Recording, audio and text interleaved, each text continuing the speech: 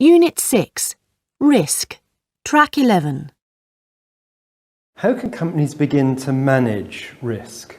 Well, the good news is that risk management is actually applied common sense. The other good news is that there are plenty of guides out there to help organisations focus on the way they manage risk. Now, one such guide is a new standard available from the International Standards Organisation, ISO 31000.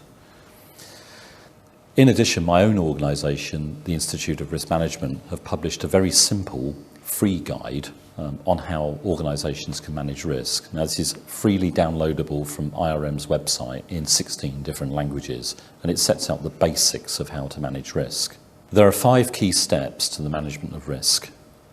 The first step, which is most important, is to recognise the strategic objectives for your organisation and the key processes that your organisation uses.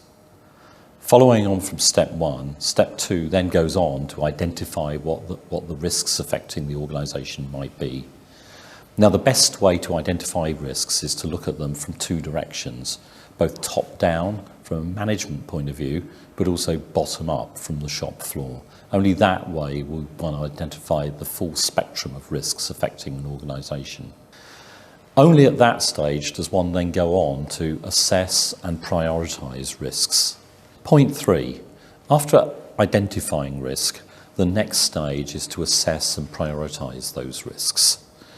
Now, a useful tool to recording prioritised risks is called a risk register. It's a way of an organisation recording those risks that are most critical to the organisation, and more importantly, what the organisation is doing about those risks, when they're planning to do it if they haven't started yet, and who owns the risk. Point 4, mitigating risk. There are 4 ways of dealing with risk once risk has been identified. Firstly, treating the risk, putting in place some countermeasures in order to deal with that risk.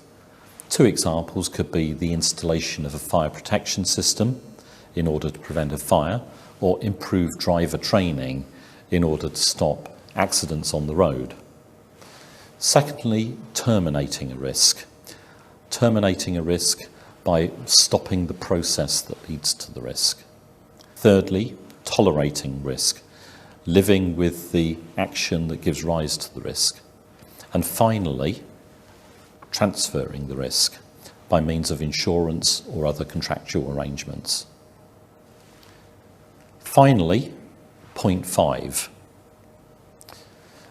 After identifying strategic objectives, identifying risks, assessing and prioritising risks, and then mitigating those risks, it's important that those actions flow back through to one's strategic objectives again.